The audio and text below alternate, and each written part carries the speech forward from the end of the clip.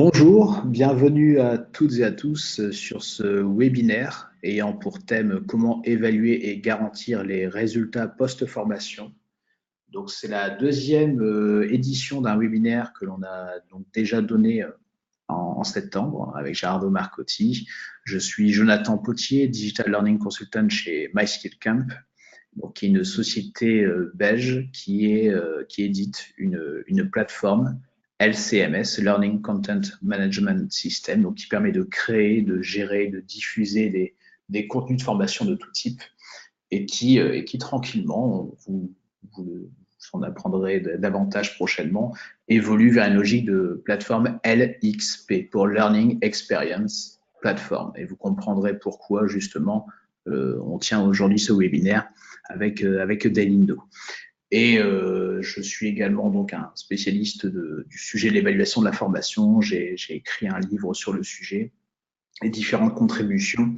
Et donc la question de l'efficacité des formations est une question qui me tient à cœur. Donc quand vous allez voir aussi le discours de Gérardo et ce que propose Delindo, vous comprendrez pourquoi on se retrouve ensemble aujourd'hui.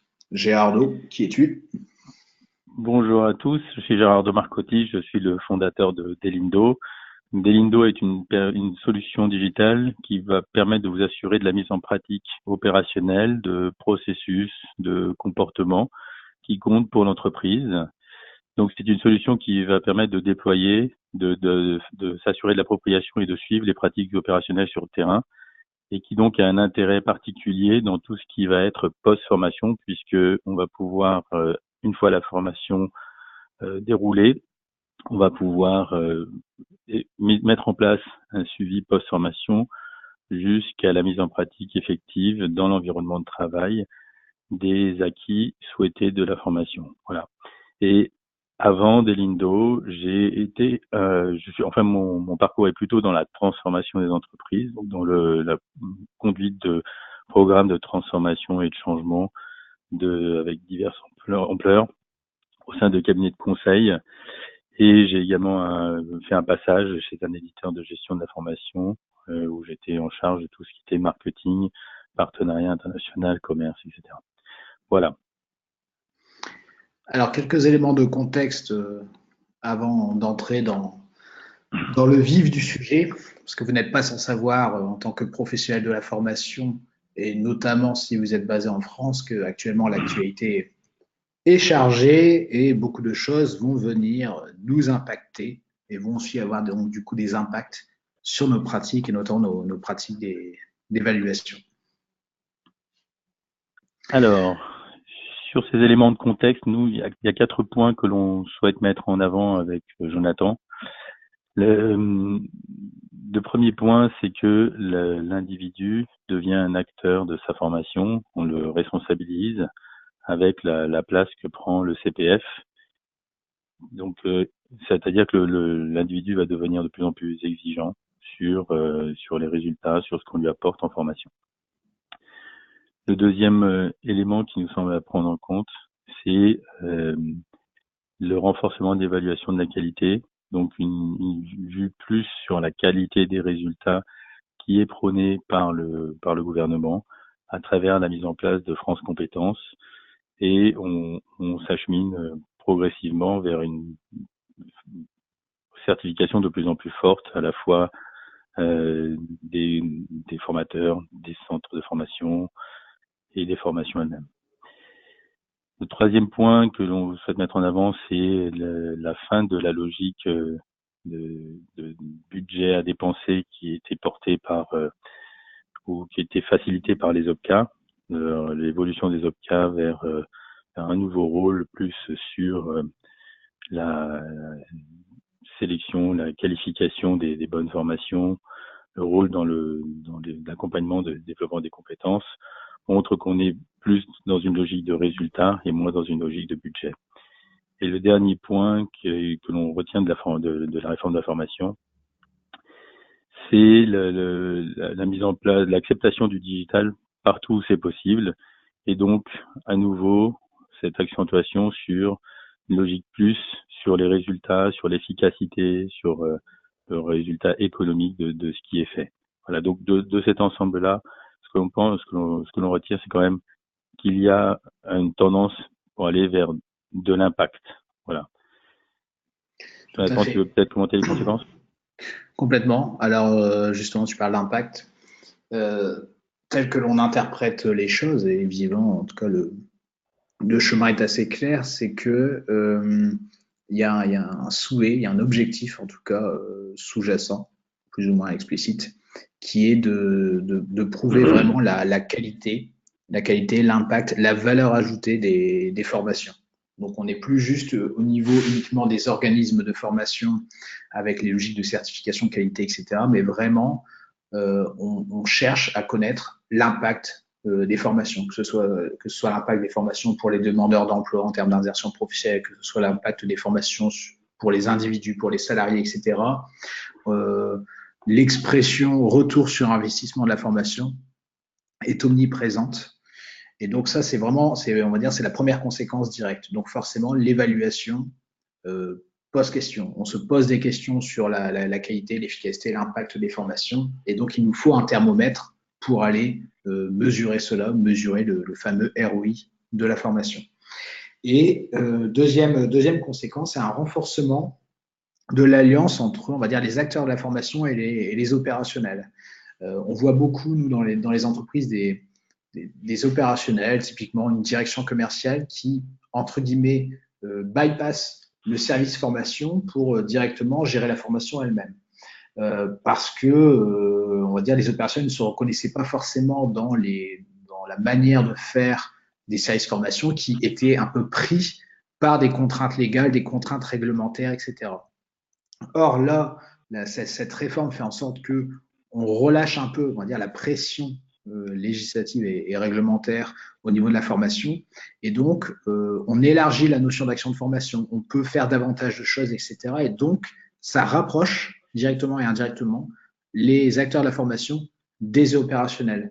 Et tout ce qui n'était pas avant considéré comme action de formation commence à être pris en charge par les services formation. Lorsqu'on parle de coaching, lorsqu'on parle d'auto-formation, évidemment toute la partie digitale, etc., les opérationnels, eux, ce qu'ils attendent, ce sont des résultats, à la rigueur, peu importe la modalité pédagogique. Et donc, forcément, l'élargissement de la notion d'action de formation fait que on a davantage, en tout cas, de moyens, en tant qu'acteur de la formation, de répondre aux attentes et aux besoins des opérationnels, que ce soit les collaborateurs ou les managers. Donc tout cela fait que la question du transfert des acquis devient vraiment prioritaire. C'est-à-dire il y a quelques années, pour tout vous dire, c'était vraiment un luxe quasiment que de se poser des questions sur le transfert des acquis de la formation. Aujourd'hui, ça devient vraiment déterminant. La question n'est plus tant dis-moi comment tu formes et quelles sont les modalités pédagogiques que tu emploies, mais concrètement, montre-moi que ça fonctionne et montre-moi qu'à la suite des formations, il y a vraiment des changements réels et concrets sur le terrain. Donc cela pose la problématique donc du transfert des acquis. Et lorsqu'on s'interroge, lorsqu'on questionne le transfert des acquis, donc on se pose des questions d'évaluation, il y a un nom qui revient assez souvent, c'est celui de Kirkpatrick. Donc Kirkpatrick, c'est un chercheur américain qui s'est posé des questions il y a quand même quelques dizaines d'années, en 1959, donc ça n'est pas tout récent. Et il s'est dit finalement, qu'est-ce que l'on peut attendre d'une formation? Vous allez comprendre pourquoi je fais le lien entre Kirkpatrick et le transfert. Et donc, il a défini 4 niveaux d'évaluation, donc ce que beaucoup ont appelé après le modèle de Kirkpatrick, modèle d'évaluation des formations de Kirkpatrick, en disant ceci, finalement, une formation, ce que l'on peut en attendre comme résultat, comme effet, c'est d'abord au niveau 1, la première brique rouge que vous avez en bas à gauche de l'écran. Réaction, c'est ce que l'on appelle souvent satisfaction ou l'évaluation à chaud.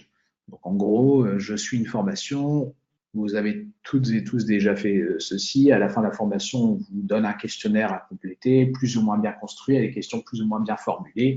Et puis, on vous pose tout un ensemble de questions sur les méthodes, le contenu, le formateur, le lieu, la formation, la restauration, enfin un peu tout.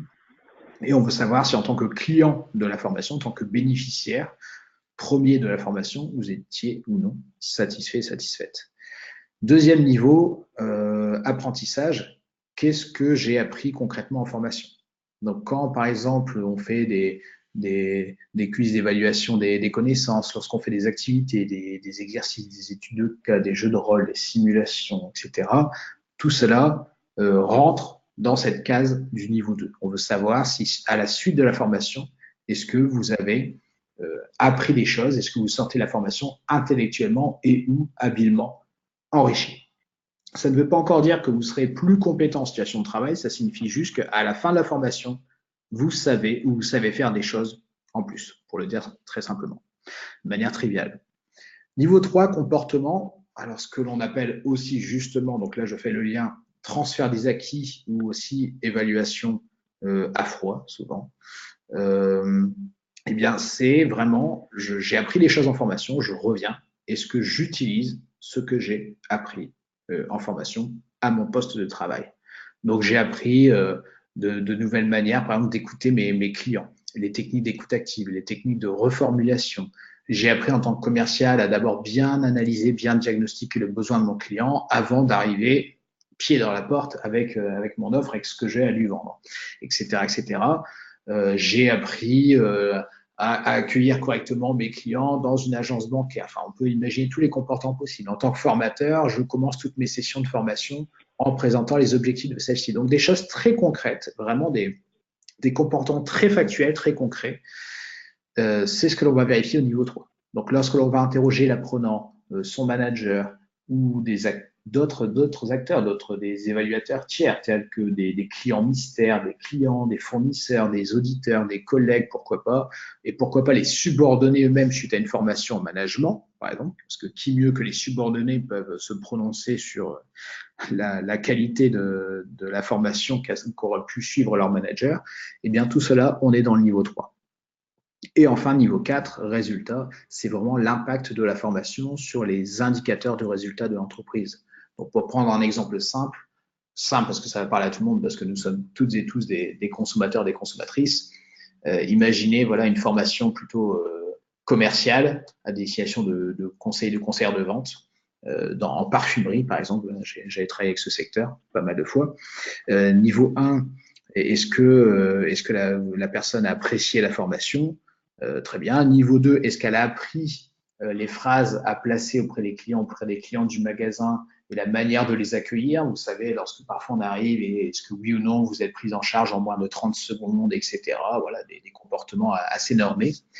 Niveau 3, est-ce que ces comportements sont mis en œuvre? Est-ce que les bonnes pratiques ont été apprises en formation, développement en formation, sont mises en œuvre en situation de travail? Et niveau 4, est-ce que ça a un impact sur la satisfaction des clients, le montant du panier moyen, le chiffre d'affaires? Enfin, il y a pléthore d'indicateurs que l'on peut imaginer. On pourrait parler des heures de ce modèle. Là, dans le cas de ce webinaire, je voudrais surtout que l'on fasse avec Gérardo un focus sur le niveau 3, donc celui du comportement ou transfert des acquis. Parce que ce modèle, les Kirkpatrick ont bien compris qu'il était vraiment très important, et ce niveau, le niveau 3, est le plus important des 4, parce que c'est vraiment le moment à partir duquel ce que vous avez appris en formation cesse de vous appartenir exclusivement et réinjecté, entre guillemets, dans l'entreprise. Il n'y aura pas de niveau 4 s'il n'y a pas eu de niveau 3. C'est-à-dire que si on forme et que les gens savent mais ne mettent pas en pratique, il n'y aura pas de niveau 4. Donc forcément, c'est le niveau le plus déterminant. Et la recherche scientifique nous montre, beaucoup d'études scientifiques montrent qu'il y a finalement assez peu de transfert des acquis de façon générale. C'est-à-dire qu'entre ce qui est appris au niveau 2 et ce qui est mis en œuvre vraiment au niveau 3, on estime en moyenne qu'il n'y a que 10 à 30% de ce qui est appris qui est transféré en situation de travail. Donc, j'ai dit de ce qui est appris, pas de ce qui est vu. Donc, déjà, entre ce que l'on voit et ce que l'on apprend, il y a déjà un écart assez important. Et donc, entre ce que j'ai appris, ce que je retransfère, ce que j'utilise en situation de travail, 10 à 30%. La bonne nouvelle, on va en parler après, la bonne nouvelle pour nous, professionnels de la formation, c'est que c'est majoritairement pas dû à la formation. C'est-à-dire, c'est pas dû à la qualité de formation. C'est surtout dû à ce qui se passe avant et après. Mais ça, on y reviendra. Et donc, le modèle Kirkpatrick, 1959, a été actualisé, notamment en 2010, et il continue à être mis à jour depuis, en 2010-2018. Et là aussi, on pourra en parler des heures, mais je voudrais surtout insister sur le fait que donc les Kirkpatrick, donc là c'est une histoire de famille, c'est Kirkpatrick fils et belle-fille qui ont repris le flambeau de Donald Kirkpatrick, et donc ils l'ont actualisé en 2010, et ils ont conçu ce nouveau modèle qui est plus précis sur ce qu'il y a derrière chaque niveau, qui prend davantage la forme d'un processus d'évaluation avec des flèches unilatérales, bilatérales, etc. Et le niveau central, vous voyez, niveau 3, le plus imposant dans le schéma, montre que finalement, pour qu'il y ait niveau 3, il y a des actions à mettre autour de la formation. La formation qui est plutôt représentée par le pavé à la verticale à gauche, niveau 1, niveau 2, la qualité de la formation. Peu importe la qualité de la formation, il n'y aura pas de mise en œuvre de nouveaux comportements ou de comportements améliorés en situation de travail s'il n'y a pas d'accompagnement, notamment, mais pas que, post-formation, mais aussi pré-formation. Et c'est pour cela qu'ils ont introduit la notion de drivers, alors que l'on a traduit par levier d'efficacité de la formation. Les verbes que vous avez autour, contrôler, renforcer, encourager, récompenser, ce sont toutes des actions que l'on va mettre en œuvre en accompagnement de la formation pour s'assurer que ce qui est appris en formation est utilisé en situation de travail. Je donne un exemple tout simple, mais on y reviendra. Lorsqu'on parle de coaching, par exemple, typiquement, le coaching est un levier. Le tutorat est un levier. L'évaluation par les pairs, le fait d'avoir une communauté de pratique, le fait de leur envoyer des contenus de formation supplémentaires, de faire des piqûres de rappel, etc. Tout ce qui va être fait pour faire durer l'effet de la formation et aider les apprenants à mettre en œuvre ce qu'ils ont appris et ne pas les laisser en disant mon travail s'arrête à 17h, maintenant demain tu te débrouilles. Non, notre travail continue et prolongé derrière, l'implication du manager, etc. Toutes ces actions correspondent justement à ce qu'on appelle ici des leviers qui ont permis de contrôler, de renforcer, d'encourager, de récompenser la mise en œuvre de comportements nouveaux hors situation de travail. Donc ça, c'est intéressant, ça veut dire que c'est vraiment, entre guillemets, c'est dans l'air du temps. C'est-à-dire que la question du transfert nécessite d'être outillé, nécessite d'avoir un cadre théorique comme on l'a avec le nouveau modèle de Kirkpatrick, et donc pose question à la fois aux formateurs, consultants formateurs, mais aussi aux services formation, aux responsables formation, qui subissent, on va dire, un peu la pression aussi des opérations et des directions quant aux effets, quant à la valeur ajoutée à démontrer des formations qui sont données. Alors, petit état des lieux des pratiques d'évaluation. Donc, le niveau 3, vous l'avez compris, c'est essentiel, c'est le niveau le plus important. Et pourtant, en réalité, qu'est-ce que l'on fait sur le terrain? Alors ça, ce sont les chiffres d'une étude menée par le Roy Institute en 2009. Les chiffres n'ont pas beaucoup changé depuis. On voit d'un côté, donc dans la colonne centrale, ce qui devrait être évalué selon la direction, donc selon la direction générale. Lorsqu'on pose la question aux directions, quelles sont les informations que vous aimeriez avoir de la part des services formation, pour faire simple? Eh bien, on voit que finalement, niveau 1 et 2, c'est pas ça qui les empêche de dormir. Et on voit que niveau 3 et 4, par contre, ça a beaucoup d'importance. Donc, le niveau 3 a l'importance, le niveau 4 en a encore plus, mais c'est pas étonnant, vous me direz, parce que logiquement, les chiffres, les indicateurs, c'est ce qu'ils attendent en priorité. Mais, comme on l'a dit précédemment, il n'y a pas de niveau 4 sans niveau 3. Donc, on voit l'importance de s'intéresser au niveau 3 pour créer, pour générer du niveau 4.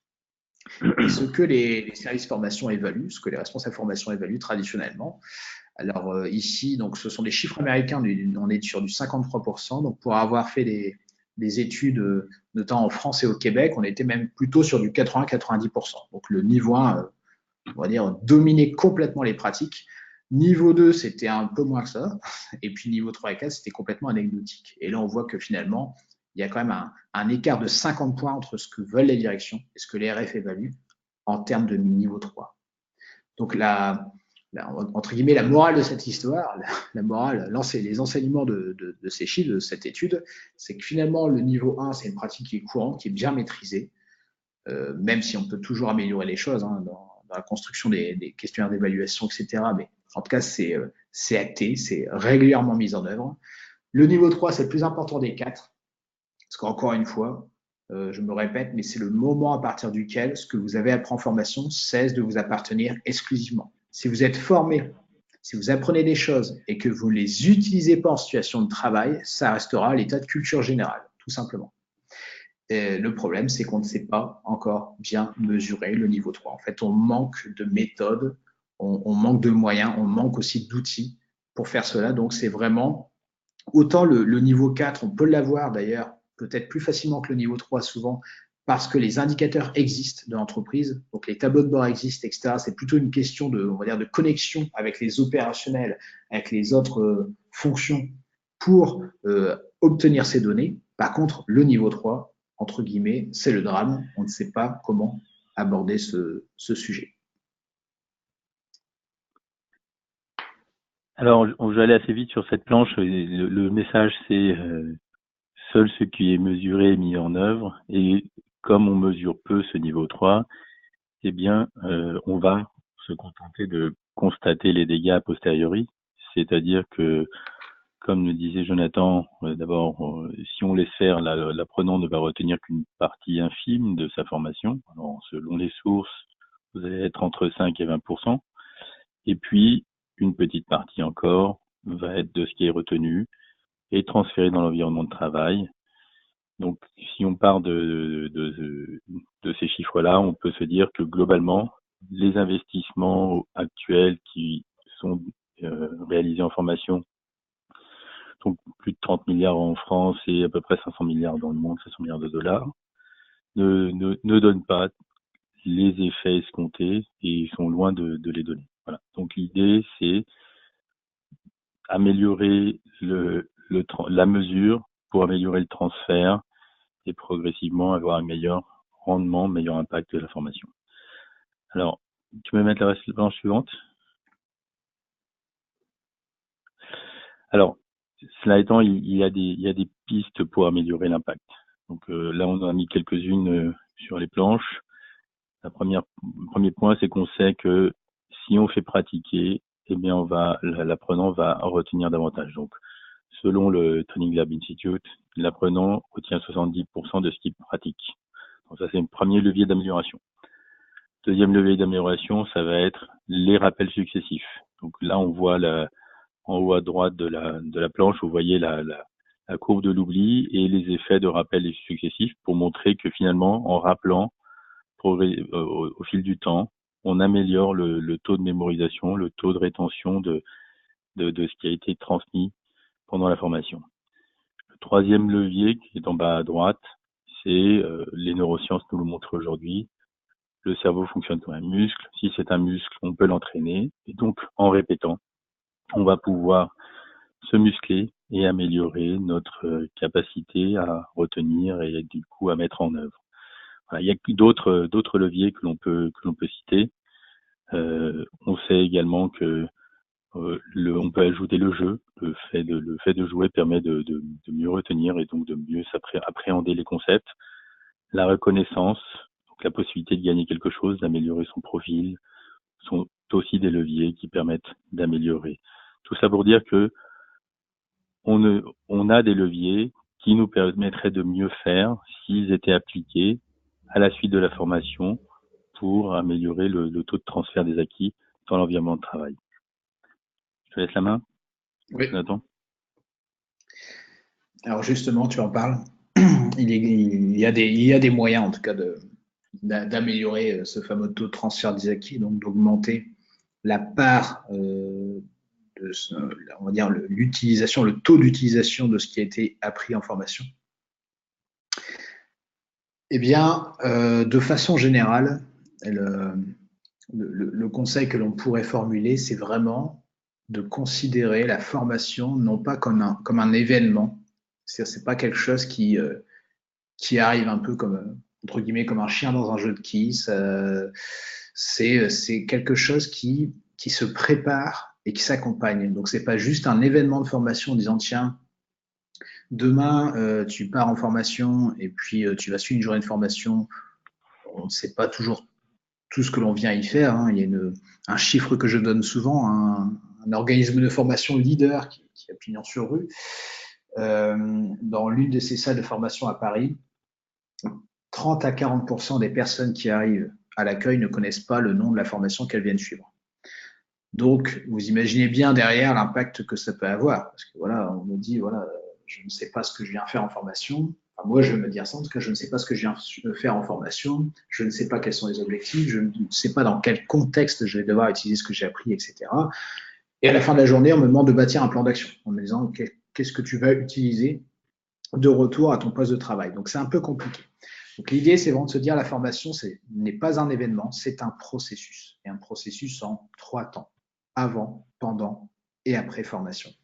Et le simple fait, là, c'est un autre chercheur que Kirkpatrick, un autre chercheur, un Américain également, qui s'appelle Robert Brinkerhoff, qui a montré notamment que la manière dont on ventilait son budget de formation, si on mettait, entre guillemets, le paquet sur l'action de formation elle-même, sans vraiment qu'il y ait de préparation en amont et ni d'accompagnement en aval.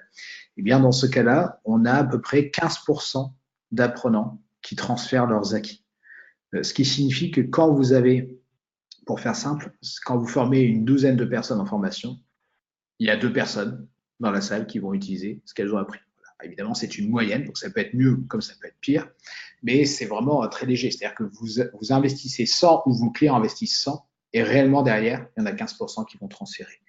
Les autres, concrètement, soit 15% de mémoire, les chiffres, 15% d'entre eux ne vont même pas essayer de transférer, et 70% sont quand même volontaires, essayent, mais en fait vont faire marche arrière face aux difficultés rencontrées. Donc, ils prouvent bien, quelque part, l'absence ou le manque de soutien, le manque d'aide, le manque d'accompagnement post-formation. Alors qu'en revanche, si vous ventilez la formation vraiment selon une logique de processus où vous ne mettez pas tout sur l'action de formation, et ça, on parlait des neurosciences précédemment, Gérardo en parlait précédemment, c'est aussi logique, c'est que notre cerveau n'est pas fait pour apprendre trop de choses, pour retenir trop d'informations, on va dire, sur de courts laps de temps. Donc, parfois, il vaut mieux moins former, entre guillemets, transmettre moins de contenu, mais mieux préparer le départ en formation et surtout accompagner et s'assurer que ce qui a été appris, même si c'est moins que prévu, soit vraiment utilisé en situation de travail. Et dans ce cas-là, on passe de 15 à 85% d'apprenants qui transfèrent. Donc, comme montré sur le petit schéma, c'est l'équivalent en gros de à peu près 5 personnes sur 6 ou de 10 personnes sur un groupe de 12 en formation, etc. Donc vraiment, la formation est un processus. Donc, qu'est-ce que l'on fait en amont? Qu'est-ce que l'on fait pendant? Qu'est-ce que l'on fait en aval? Alors, on a déjà donné quelques exemples, mais l'idée, voilà, ça serait de se dire comment on peut découper, qu'est-ce que l'on peut faire à ce niveau-là. À minima, et je pense que c'est souvent l'un des axes d'amélioration majeurs, c'est déjà sur la partie pré-formation, d'être très clair sur la formulation des objectifs de formation. Combien de formations ont des objectifs de formation formulés on va dire, en objectifs comportementaux, sous la forme de comportements concrets, observables, mesurables, commençant par des verbes d'action, étant très précis, etc. Et donc d'avoir un contenu et une pédagogie qui va être alignée sur ces objectifs. Donc vraiment, partir de l'objectif, commencer avec la fin en tête, et ensuite pouvoir décrire donc des comportements que l'apprenant va devoir manifester en situation de travail. Pendant la formation, évidemment, il y a l'expérience de formation en tant que telle, hein, donc quelle que soit la formation, les modalités, etc. Et puis, évidemment, terminer la formation par un peu une partie plan d'action. Concrètement, demain, comment vous allez pouvoir utiliser ce que vous avez appris. C'est ce que notamment les Québécois appellent ils appellent ça là, les modules de TEP, de transfert à l'environnement pratique. Donc, on ne termine pas une formation sans se poser les questions sur, OK, c'est bien gentil ce que j'ai appris, le contenu est intéressant, mais demain, moi, je vais faire face à telle ou telle difficulté, face à telle ou telle contrainte. Comment je peux lever ces obstacles? Et donc, on va travailler ensemble avec les autres apprenants, avec le formateur, avec le facilitateur, etc., pour préparer ce retour à l'environnement de travail. Et après, évidemment, dans la partie post, beaucoup de leviers possibles. Il y a vraiment le passage à l'action, donc comment je vais stimuler les apprenants, comment je vais animer un peu toute cette mise en pratique, ne pas les laisser seuls quelque part, faciliter, favoriser la répétition, et puis le suivi vraiment de la mise en œuvre des pratiques par l'évaluation. Donc l'évaluation est indispensable quelque part, il faut pouvoir évaluer qu'il y ait niveau 3, mais elle n'est pas suffisante quelque part. Donc vous avez besoin, c'est un peu comme si finalement vous vouliez faire augmenter la température d'une pièce, et vous utilisiez uniquement un thermomètre. Non, non, vous avez aussi besoin d'un thermostat, vous devez pouvoir agir sur les chauffages, sur les fenêtres, sur tout ce que vous voulez. Et là, c'est la même chose, c'est-à-dire que vous ne pouvez pas vous contenter uniquement d'aller mesurer le niveau 3. C'est qu'est-ce qui se passe entre le moment où je mesure le niveau 3 et le moment où la formation s'est terminée. Comment j'anime toute cette phase post-formation. Alors, quelques exemples de leviers, justement. Alors, définition de la cible, on en a déjà parlé. Définition de comportement concret, factuel, basé sur les compétences. Donc, ce sont vraiment, il faut oublier tous les objectifs, ou en tout cas, ne pas s'en servir pour évaluer le transfert, mais des objectifs avec des verbes un peu flous, du type maîtriser quelque chose. Moi, maîtriser quelque chose, je ne sais pas ce que ça veut dire. J'ai une petite idée, mais en tout cas, si je demande à un manager, est-ce que tel collaborateur maîtrise tel ou tel outil, c'est suffisamment vague et suffisamment flou pour que cela amène des réponses également vagues et floues. Donc, il faut vraiment partir sur des verbes d'action concrets. Utiliser peut-être une taxonomie type la taxonomie de Bloom. On pourra en reparler, vous fournir les ressources si vous le souhaitez, mais avec des verbes qui visent au moins le niveau appliqué, le niveau d'application. Je dois montrer que j'utilise, que j'applique un comportement. En termes d'action, ce sont les répétitions multiples. Gérardo en a parlé, c'est la répétition qui fixe la notion quelque part. Le fait de répéter un comportement, le fait de répéter les choses fait que quelque part ça va devenir naturel. Pas mal aussi d'études scientifiques montrent qu'il faut quand même un certain nombre de jours pour qu'un comportement soit durablement ancré, donc que l'on change de comportement de façon pérenne, de façon durable. La dernière fois, j'avais relevé que ça pouvait aller de 21 jours à 254 jours. Vous imaginez, si on prend ne serait-ce que la fourchette basse, 21 jours d'un comportement répété pour qu'il soit durablement ancré. On voit bien qu'une formation de quelques heures, de quelques jours, peut ne pas suffire à ancrer un tel comportement. Donc, il faut pouvoir répéter et le suivre dans la durée. Et puis, évidemment, toute la partie suivi, supervision, observation, par ne serait-ce que l'autocontrôle aussi, par les pairs, par les managers, la reconnaissance des managers. Donc, il y a vraiment toute cette partie aussi qui est essentielle. Mais Jonathan, je veux juste préciser un point là sur la source de cette planche. En fait, c'est le PERLC, c'est le centre de formation aux États-Unis qui forme les professionnels de santé dans les régions, dans les États.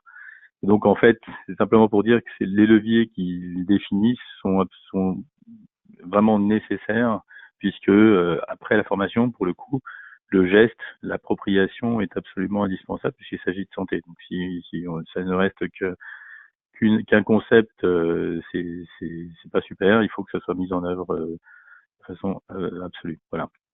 Ok. Intéressant, parce qu'effectivement, là, pour le coup, on voit bien que lorsqu'il y a l'enjeu, quelque part, on n'a pas le choix. Je le dis souvent sous forme de boutade, mais est-ce que vous accepteriez de vous faire opérer à cœur ouvert par un chirurgien qui a validé son doctorat de médecine uniquement avec des QCM?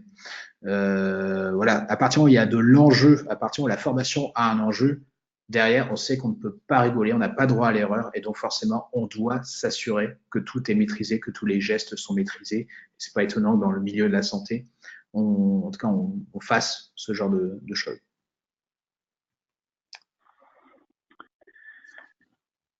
Alors Gérardo, je vais prendre la main pour expliquer un peu ce que fait Delindo et comment on s'articule avec MySkillCamp. Donc tu peux mettre la planche suivante, s'il te plaît. Voilà. Donc Delindo, c'est une solution qui va permettre de favoriser, de gérer la mise en pratique concrète dans l'opérationnel des comportements, des processus, de ce que l'on souhaite, de ce qui compte et qui doit être approprié sur le terrain. Donc on va fonctionner exactement comme l'a expliqué Jonathan, c'est-à-dire avec un pré-formation, pendant la formation et post-formation. Avant la formation, en fait, vous allez, Delindo on vous invite à définir le comportement cible, et comme l'a expliqué Jonathan, avec une taxonomie particulière, c'est-à-dire de verbes d'action. Concrètement, qu'est-ce que, sous quelle forme d'action le comportement que l'on vise doit-il se décliner? Donc ça va être un plan d'action, typiquement. On va voir ça un peu plus tard. Le deuxième temps, ça va être pendant la formation.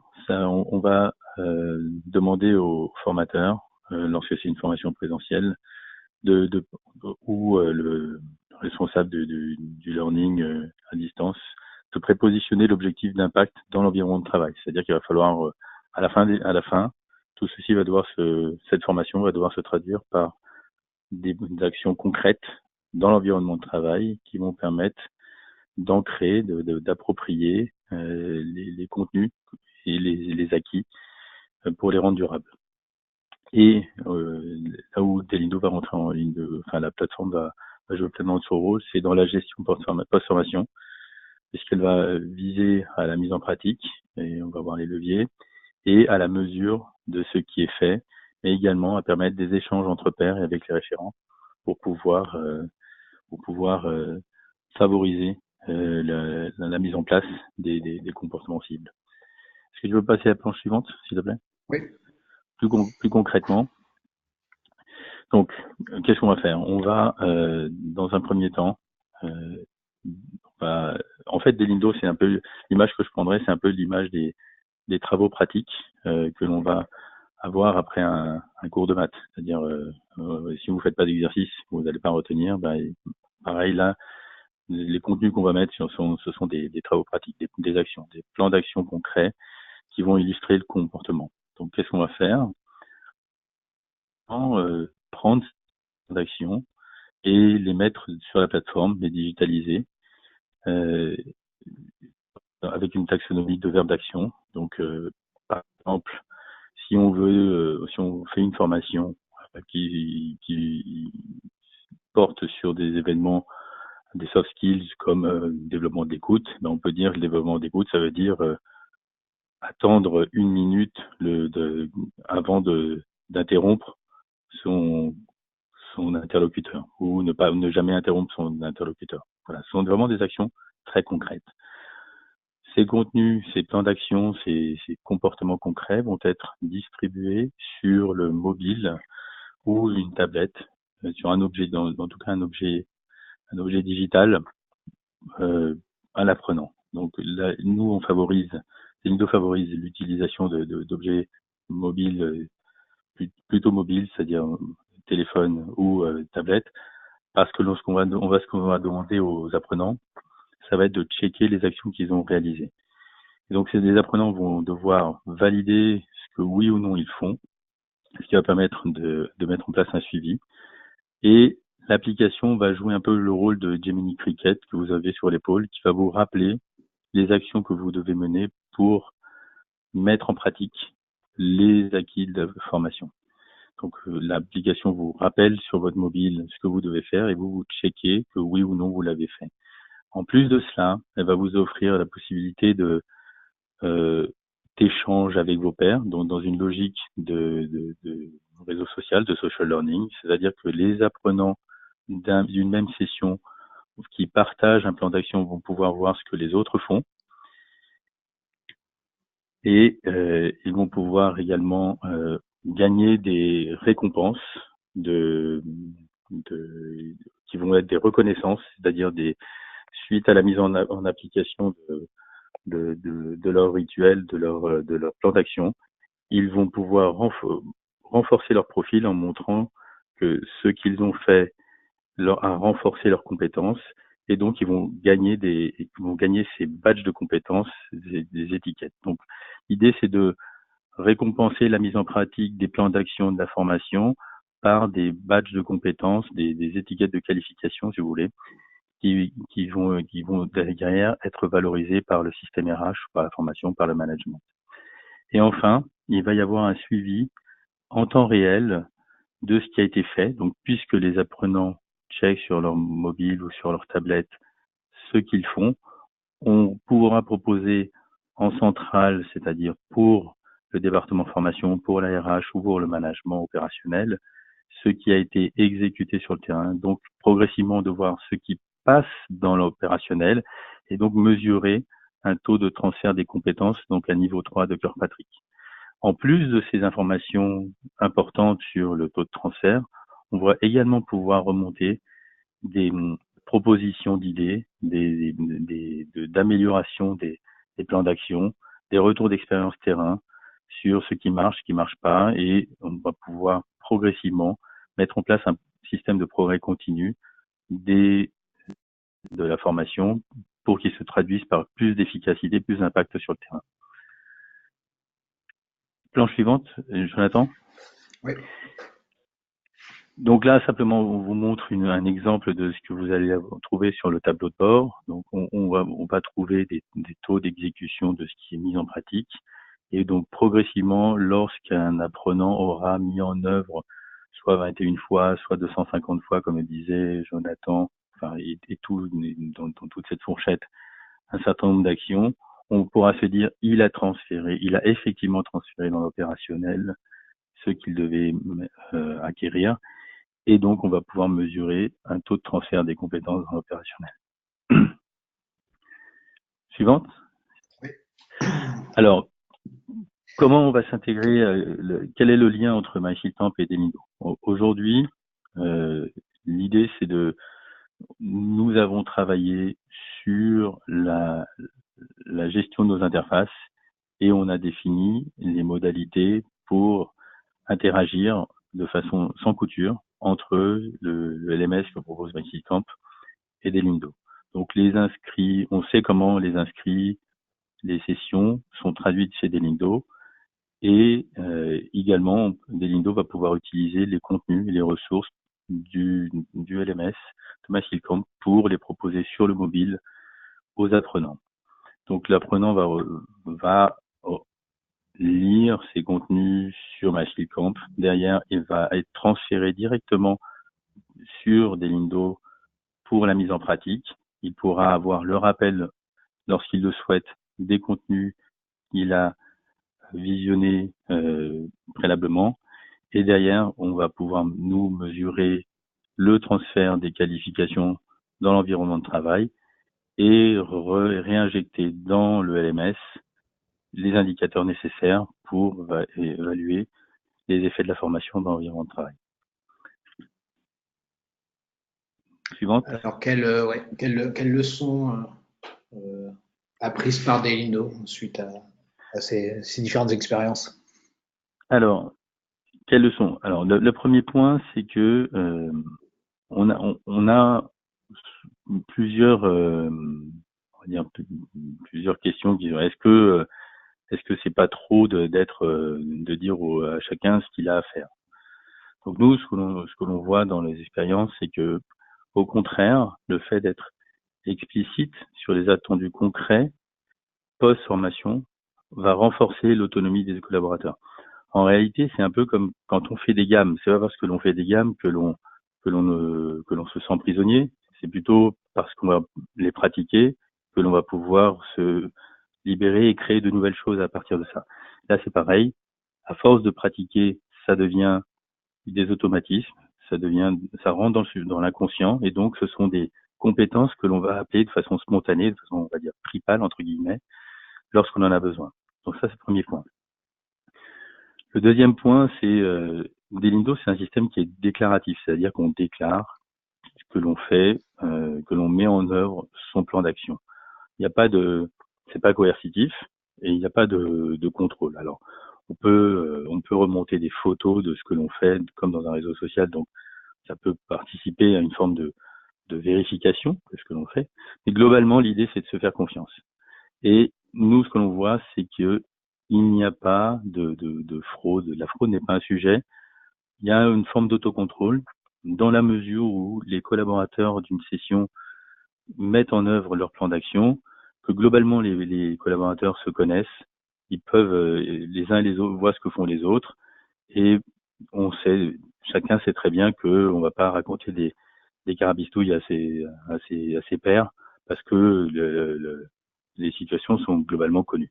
Voilà, donc il y a un système de confiance et d'encouragement qui est vertueux et qui joue son rôle. Le troisième point que l'on a noté, c'est Delindo prévoit qu'il y a un animateur des actions, des plans d'action pour chacun des pour les collaborateurs. C'est-à-dire que lorsqu'on est en session, on a un formateur. Lorsque ce groupe d'apprenants passe dans la plateforme d'Elindo, le formateur va pouvoir assurer le suivi à travers la plateforme. Et il va jouer le rôle de tuteur. Et finalement, les tutorés interagissent et progressent parce qu'il y a un tuteur. C'est-à-dire qu'il faut que c'est très important que quelqu'un anime les sessions et s'intéresse à ce qui est fait pour que les collaborateurs, les apprenants, mettent en œuvre leur plan. C'est-à-dire que si on les lâche et on s'intéresse pas à ce qu'ils font, on a remarqué qu'il y avait moins d'effets. C'est-à-dire plus ils sont suivis, plus on leur demande quelles sont leurs problématiques, est-ce qu'ils ont avancé, est-ce qu'ils ont mis en œuvre, plus ils vont le faire. Donc il faut s'intéresser à ce qu'ils font.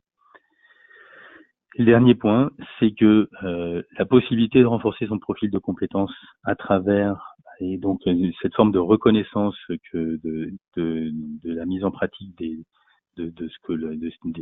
processus, des comportements attendus par l'entreprise, c'est une forme vertueuse pour encourager et ça permet de démultiplier l'énergie pour avancer, pour progresser. Donc on progresse d'autant plus que nos progrès sont reconnus par l'organisation. Voilà. Alors, en guise de conclusion à ce webinaire, avant de passer aux questions-réponses, on voulait vous proposer donc une équation de la formation, sachant que d'après nous, donc le transfert, le levier qu'il reste à exploiter pour améliorer l'impact de vos formations. Donc cette équation, donc, qui est tirée d'un article de François-Marie Gérard, dit ceci: impact de la formation égale pertinence. Donc l'adéquation de la formation, des apprenants, etc., par rapport aux objectifs qui ont été établis. Donc c'est vraiment toute la partie notamment liée à l'analyse du besoin. Donc, partie sur laquelle les professionnels de la formation ont déjà travaillé longuement et qui est donc très, très souvent maîtrisée. La partie donc pertinence fois acquis, les acquis, donc est-ce que la pédagogie est adéquate? Est-ce qu'on fait une formation de qualité qui, avec les bonnes méthodes, les bonnes modalités pédagogiques, donc qui va répondre vraiment aux besoins et aux attentes des apprenants? Et enfin, donc derrière, il y a la question évidemment du transfert. Donc, si on ne travaille pas la question du transfert, vous avez remarqué que cette équation est un produit, donc c'est une multiplication. Donc, si le transfert est de 0, évidemment, l'impact sera de 0. Donc, la bonne formation pour les bonnes personnes avec les bons objectifs, une formation de qualité et évidemment la question du transfert. Donc, si on ne travaille pas sur la question du transfert, l'impact de la formation et toutes les questions relatives au retour sur investissement des formations, ROI ou au ROU, le retour sur les attentes des commanditaires, etc. Toutes ces questions, on ne pourra tout simplement pas y répondre. Donc la question du transfert est nécessaire et on vous propose de s'y attaquer désormais et notamment en s'appuyant sur ce que propose Dalindo. Nous sommes donc arrivés à la fin de ce webinaire. Nous sommes donc à l'écoute de vos questions. Il y a quelques questions déjà sur le chat. Il y a CPF, oui, compte personnel de formation. Oui. Donc, c'est le compte personnel de formation. Donc, une question sur Opcalim. Qui était, ouais. Savez-vous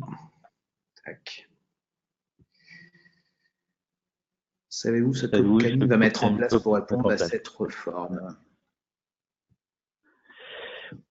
Opcalim, non. Moi, j'ai parlé avec certains, les OPCA Interpro, en fait. Pour l'instant, les OPCA Interpro, ils sont beaucoup à ma connaissance, sont beaucoup dans la gestion de leur propre avenir. Oui. Après, peut-être que, Jonathan, toi, tu as d'autres informations. Alors, je sais que beaucoup... avec eux. Ouais, tout à fait. Alors, il y a beaucoup d'OPCA à la réflexion qui travaillent déjà leur propre avenir. Et il y a vraiment, il y a des sujets qui sont assez forts en ce moment. Là, il y a eu une conférence d'ailleurs de mémoire, c'était hier ou avant-hier, sur notamment tout ce qui a trait à la FEST, les actions de formation en situation de travail. Donc ça, c'est vraiment aussi au cœur de la nouvelle réforme. Donc comment peut-on construire, on va dire, des situations de formation vraiment au poste de travail, en situation de travail, comment on peut les encadrer, etc., comment on peut faire en sorte que ce soit aussi considéré comme des actions de formation à part entière. Donc, je sais que c'est aussi une préoccupation d'un certain nombre d'OPCA. Alors, je ne sais pas dire si c'est Opcalim en particulier, mais en tout cas, un certain nombre d'OPCA Moi, je s'y peux parler intéressent. pour Opcalia que l'on a rencontré et avec qui on a discuté concrètement sur le sujet de la FEST pour le mettre en place à travers des Indo. Donc, voilà, Avec eux. la preuve. Voilà. Deindo sera-t-il aussi accessible en Belgique? Alors, Delindo est disponible en français et en anglais pour la plateforme web qui est destinée aux administrateurs et tous ceux qui ont accès à la plateforme desktop. Et les accès mobiles sont en français, en anglais et en allemand. Voilà. Voilà pour l'instant, en tout cas, sur les langues. Donc oui, c'est Donc, disponible en oui. Belgique, évidemment. Alors après, je réponds oui, modulo la partie flamande sur laquelle je n'ai pas forcément de réponse à court terme, mais en espérant que l'anglais convienne. Voilà. Alors, néerlandais prévu à terme, nous demande-t-on, justement. Est-ce que tu prévois le néerlandais? Je vais faire l'espagnol avant. Ok, Mais à terme. oui, en fait, on fait par paquet de population. Ok, ça marche. Sachant que européenne, pardon. Ouais. Ok. Sinon, j'aurais pas rectifié mon chinois. En tout cas, tu ne feras pas les traductions toi-même, d'après ce que j'ai compris. Oui, voilà, c'est exactement. Ouais. Une Question question de sur Jérôme. l'intégration. Ouais, alors tout à fait, ouais. Je vais prendre la question de Jérôme après, mais d'abord la question ouais, sur l'intégration. Est-ce que l'intégration est déjà effective? Enfin, l'interface, en gros, l'interface entre MySkillCamp et Delindo. Alors, aujourd'hui, ce que l'on a fait, ce sont les travaux de flux entre nos deux plateformes. Donc, on sait exactement ce que l'on a à faire. Donc, on a fait l'ingénierie. En revanche, on n'a pas fait les développements. On attend le premier cas d'usage pour investir sur les développements parce que là, c'est la phase suivante, mais on sait ce qu'on a à faire. Donc, ce sera assez rapide. Voilà. Est-il possible d'avoir accès au support de session de ce jour? Bien entendu. Donc, on vous transmettra cela par email. J'ai une question de Jérôme et je la couple avec une autre question. Quelle différence faites-vous entre formation et information? Se situe-t-elle au niveau de l'évaluation? Quel niveau? Est-ce que c'est le niveau 2? Et quelqu'un d'autre qui demande justement, est-ce que on ne peut pas faire ce suivi simplement avec des tests de type des QCM, des quiz d'évaluation des connaissances? Alors, il y a une distinction qui est assez forte à faire entre vraiment la partie savoir-faire, ce que l'on peut acquérir en formation et faire. Effectivement, le niveau 2 de Kirkpatrick, lorsqu'on veut vérifier que les personnes savent faire, sont capables de faire, on peut utiliser des quiz, on peut faire des mises en situation, on peut faire tout un ensemble de choses. Là, à notre niveau, on est davantage dans le faire. Parce que je peux savoir et savoir faire des choses, mais ne pas les faire au quotidien. Et le faire, c'est le cœur, en fait, de Deindo. Est-ce que je fais les choses? Est-ce que je mets en pratique? Et enfin, cet avis n'engage que moi, mais une formation forme, au sens permet de prendre forme, donc forcément, n'est formation que ce qui peut permettre de changer les comportements et les pratiques des personnes. Parce que c'est vrai que sinon, ce que je le disais tout à l'heure en termes de culture générale, on en reste quasiment au stade de l'information. J'ai déjà suivi ce qui était appelé des formations d'intégration dans des entreprises, même lorsque je faisais des stages en études, etc. On vous racontait la vie du fondateur pendant une demi-journée. Je ne considère pas ça comme de la formation. C'est une séance d'information, c'est une réunion tout au mieux, tout au plus. Si je peux, pour construire sur ce que tu viens Oui. de dire, Jonathan, on a un cas avec un industriel du luxe qui déploie un nouveau processus au niveau plan mondial. C'est un processus achat. Donc évidemment, ils ont fait toute une procédure achat, une Bible. Et donc la première réaction, c'est d'envoyer la Bible dans toutes les filiales. Et là, pour le coup, la réaction, c'est on risque d'avoir une procédure qui reste sur l'étagère et qui n'est jamais appliquée. La formation, c'est l'étape suivante, c'est j'ai envoyé la Bible et puis je déploie une pédagogie alors soit distanciel, soit présentiel, soit blend, pour qu'il y ait une forme d'appropriation, une compréhension, donc il y a un temps de réflexion sur cette information-là.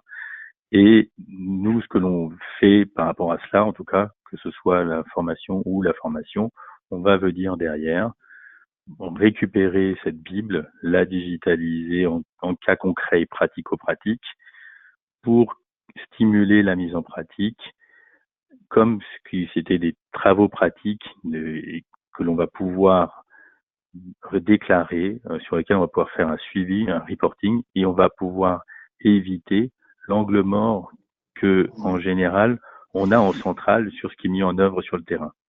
Donc c'est le côté éviter l'angle mort, c'est pour nous, c'est le point essentiel. C'est quand vous aurez la vue concrète de ce qui est fait, vous pourrez réagir. Là, tant qu'on n'a pas cette vue, on ne sait pas quoi faire. Ouais, voilà. Tout à fait. Tout à fait. Il y a une question sur les échanges de travaux pratiques et en fin de correction et amélioration. Oui. Est-ce que Delindo permet d'échanger des travaux pratiques à des fins de correction et amélioration? Alors, aujourd'hui, ce que Delindo permet, c'est de déployer un plan d'action avec un début, une fin et de s'assurer qu'il est mis en œuvre, et on peut même remonter les photos. Donc, ça peut consister dans ce plan d'action, peut-être des travaux pratiques. Donc, vous pouvez déployer un plan, on a le retour, y compris les photos, les commentaires, et vous pouvez voir ce qui est fait. Donc, c'est typiquement, ça peut prendre les cas de mise en œuvre, des cas tests. Ça permet de déployer des routines opérationnelles que l'on va rappeler, que l'on veut mettre en œuvre et qu'on va pousser régulièrement pour s'assurer qu'il y ait une appropriation de cette routine. On va la pousser le temps que vous souhaitez, pendant 21 jours, pendant 100 jours, pendant 250 jours. C'est selon l'ampleur de la routine et le nombre de fois où elle peut se présenter pour un opérationnel. Et on va pouvoir pousser également des questions ouvertes, des guises en vue de sondage, ou des questions fermées de type QCM ou oui non, qui vont permettre non seulement évidemment de tester ce qui est mis en place dans l'opérationnel et s'il y a bien compréhension des connaissances mais aussi de la pratique, mais aussi on va pouvoir à travers ça faire mettre en place un système d'évaluation comme vous pouvez avoir avec d'autres plateformes qui sont destinées à ça. Donc en fait, ça gère vraiment le cycle complet du post-formation dans la mise en pratique, dans le questionnement, dans la diffusion de contenus complémentaires, également dans l'échange de pratiques, de bonnes pratiques entre pairs, puisque Delindo permet à certains de déployer leurs propres bonnes pratiques et les partager avec d'autres directement à partir de leur mobile. Voilà. Je ne sais pas si j'ai répondu, mais on fera une démonstration. Ouais. C'est là aussi l'intérêt de l'intégration, c'est que là, pour le coup, la plateforme Skillcamp permet de faire cela. Donc, comme on échange nos données quelque part, il est toujours possible aussi pour les apprenants qui utilisent Delindo, à un moment donné, de rebasculer sur la plateforme pour échanger, travailler ensemble sur des travaux pratiques, des exercices, etc. Donc, on trouve toujours... c'est très complémentaire. Période de test d'évaluation des actions concrètes avant de lancer à toute une équipe. Xavier demande. Est-ce qu'on parle de pilote peut-être? Oui, c'est une forme de pilote. Écoutez, nous, aujourd'hui, on a des sociétés on a des cas, je ne vais pas donner des cas concrets, des sociétés de conseil qui déploient des pratiques. Le suivi qu'elle déploie, c'est pendant 3 mois. Donc, on va dire que, en général, pourquoi on dit ça? Simplement que c'est souvent à ce moment-là où leur pilote, eux, dure 3 mois. Voilà, donc, c'est une indication. Après, chaque cas est particulier. Ça dépend de l'entreprise, ça dépend mais ça dépend du contenu des compétences que l'on veut transférer dans l'environnement de travail. Et à titre vraiment de benchmark, cette période de 3 mois minimum semble importante. De toute façon, il faut au moins 3 mois en reprenant ma casquette de professionnel de la transformation. En moins de 3 mois, il se passe rien. Donc de toute façon, il faut 3 mois avant de voir quelque chose.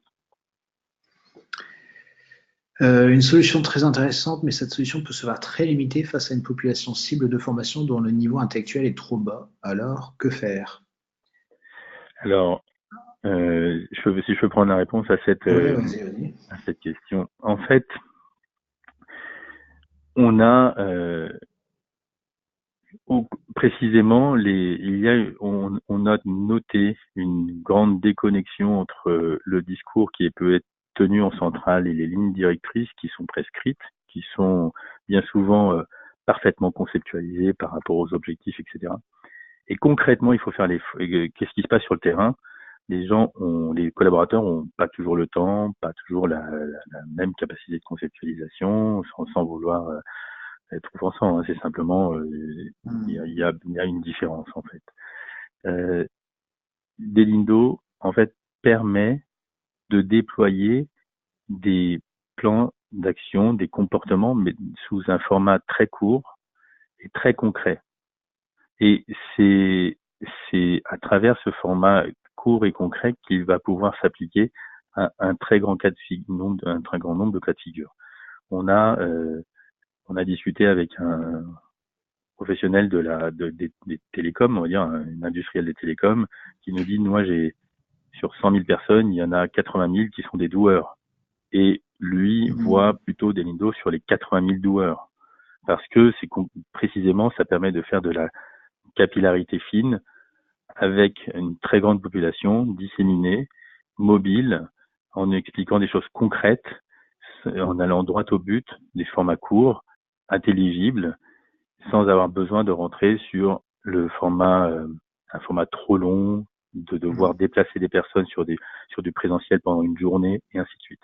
Donc, typiquement, quand il s'agit de faire converger les opérations, les comportements, les façons de faire sur le terrain, Delindo est une solution qui est particulièrement adaptée. Pour reprendre l'exemple que tu donnais précédemment, on ne leur demande pas de lire toute la Bible des bonnes pratiques, ce qui serait trop copieux et tout simplement indigeste. Mais là, pour le coup, voilà, on va vraiment à l'essentiel. C'est pratico-pratique, on liste vraiment les comportements un à un. Exactement, exactement. Et on diffuse ce que l'on veut à chaque apprenant, ce qu'il doit savoir, et on peut mettre aussi à disposition les autres comportements qu'il va pouvoir appeler en tant que de besoin lorsqu'il a besoin de se remémorer une pratique. Et on va même pouvoir lui diffuser des photos lorsque on est dans des environnements très techniques où le geste compte. On va même pouvoir diffuser la photo de ce à quoi doit ressembler le geste. Donc ça peut être des actions avec une photo. Donc vous voyez, on Mmh. peut vraiment aller à l'explicitation concrète de ce qu'il y a à faire. D'accord. Ah bah je pense que là, tu réponds du coup à la question. La personne précise, je veux dire une population qui ne sait pas lire. Y a-t-il possibilité d'avoir des questions audio au lieu de questions écrites? Donc là, pour le coup, tu expliques que les comportements peuvent être illustrés avec des photos, Oui, etc. Ce qui permet du coup exactement. de faire face à ça, quoi. Vidéo On a, aussi? on a un vidéo également. Il y a la vidéo puisque D'accord. nous on reprend ta vidéo. Mmh. Je- Mmh. la Ouais. vidéo qui est sur le LMS est reprise, Ouais. mais donc évidemment des photos. On a un cas d'école où on a besoin de discipliner une population un assureur qui doit discipliner une population disciplinée, je dis ça entre guillemets, mais une grande hétérogénéité dans les pratiques dans un centre d'appel qui est offshore. Et donc là, le Delindo est utilisé pour avoir des règles très précises d'action sur le terrain pour déployer des processus sans avoir, et comme c'est, on va dire, très léger d'un point de vue informatique, on n'est pas obligé de déployer ça dans un poste de travail et investir 200 000 euros pour définir un nouveau processus dans le poste de travail. Donc là, ça se Mmh. fait de façon très légère. Quand Angéline dit merci pour cette présentation très riche, bon après-midi. On vous en prie, Angéline. Même chose pour Pierre qui trouve la présentation très intéressante et inspirante. Je vais prendre le temps de gérer tout ça et y travailler, appliquer certains points dans le cadre de nos formations. Écoutez, nous en sommes ravis. Tant mieux si cela vous inspire. Donc, tant mieux si cela vous inspire au niveau des pratiques et puis au niveau des solutions. Donc, évidemment, nous sommes à votre disposition. Vous aurez donc nos coordonnées. Donc, si vous souhaitez avoir une démonstration ou échanger de façon plus poussée sur la plateforme Escapecam, sur Delindo ou sur l'association des deux, évidemment, nous sommes La à votre combinaison des deux, disposition. évidemment. Oui. Voilà. Voilà. Bon, Merci à tous. écoutez, Merci d'avoir merci. pour les questions, pour cet échange. Et puis voilà, gardons le contact, n'hésitez pas. Et puis venez aussi nous chercher sur LinkedIn. Hein, on entre en relation également avec plaisir. Très bonne journée. Merci à tous. À très À bientôt. Au bientôt. revoir. Au revoir.